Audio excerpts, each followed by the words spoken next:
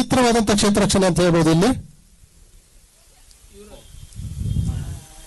Final sweep ಮೂಲಕ ಆಡಿದ್ದಾರೆ. Wicket keeper ತಲೆ ಮೇಲಿನ ಚೆಂಡು ಬೌಂಡ್ರಿ ಗೆರೆಯ ಹೊರಗಡೆ 4 ಓಟಗಳು. ಅದ್ಭುತವಾದಂತಹ ಹೊಡೆತ. ಇಲ್ಲ ಬಾಲರ್ನ ಬಾಲಿಂಗ್ ನ ಶಕ್ತಿಯನ್ನ ಅಂದ್ರೆ ವೇಗದ ಶಕ್ತಿಯನ್ನ ಗಮನಿಸಿ ಅದಕ್ಕೆ ಒಂದು ಸ್ಪರ್ಶ ಕೊಟ್ಟರು. ಕೇವಲ ಒಂದು ಟಚ್ ಅಂತ ಏನು ಹೇಳ್ತೀವಿ ಆಂಗ್ಲ ಭಾಷೆಯಲ್ಲಿ. ರಾಘು ಈ ಬಾರಿ ಅದನ್ನ ಫುಲ್ ಶಾಟ್ ಮೂಲಕ ಆಡ್ತಕ್ಕಂಥ ಪ್ರಯತ್ನ ನೀಡಬೇಕಾಗಿದೆ. ಚೆಂಡು 6 ರನ್ಗಳು ನೇರವಾಗಿ ಫೈರ್ದಂತ ಶಾಟ್. ಹುಕ್ ಶಾಟ್ ಮೂಲಕ ತಮ್ಮ ಒಂದು ವಾಮನ ಮೂರ್ತಿಗೆ ತಕ್ಕಂತೆ ಅದನ್ನು ಬಳಸಿಕೊಂಡ್ರು. ಇದು 6 ರನ್ಗಳಾಗಿ ಪರಿವರ್ತನೆಗೊಳ್ತು. ಈ ಒಂದು 6 ರನ್ನೊಂದಿಗೆ ಒಟ್ಟು ಮೊತ್ತ 41.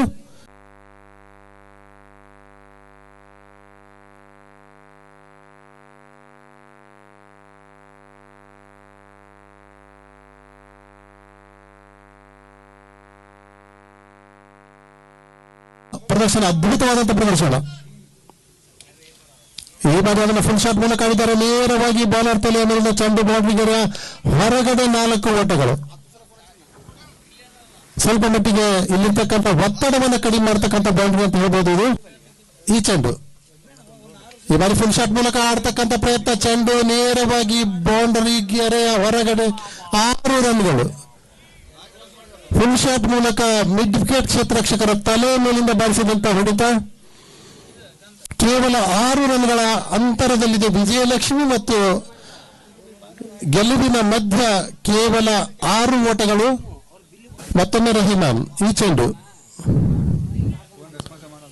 ರಾಘು ನಿಶ್ಚಿತವಾಗಿ ಚೆಂಡು 6 ರನ್ಗಳು. ಇದರೊಂದಿಗೆ ವಿನ್ನಿಂಗ್ ಶಾಟ್ ಕೂಡ 6 ರನ್ಗಳ ಮೂಲಕ ಹೊಡೆದರು. ಭರ್ಜರಿ ಆದಂತಹ ಪ್ರದರ್ಶನ. ರೀಲ್ಸ್ ರಾಘು ಅವರಿಂದ ಏಕಾಂಗಿಯಾಗಿ ಪಂದ್ಯವನ್ನ ಗೆಲ್ಲಿಸಿದಂತ ಆಟಗಾರ ರಾಘು ಅವರ ಭರ್ಜರಿ ಆಲ್ರೌಂಡರ್ ಪ್ರದರ್ಶನದೊಂದಿಗೆ 40+ ಡೇಂಜರ್ ಬಾಯ್ಸ್ ತಂಡ ಜಯಶಾಲಿಯಾಗಿದೆ. Man of the match Raghu ವೇದಿಕೆ ಹತ್ರ ಬಂದು ತಮ್ಮ ಮ್ಯಾನ್ ಆಫ್ ದಿ ಮ್ಯಾಚ್ ಅನ್ನು ಸ್ವೀಕರಿಸಬೇಕಂತ ಕೇಳ್ಕೊಳ್ತಾ ಇದ್ದೇವೆ.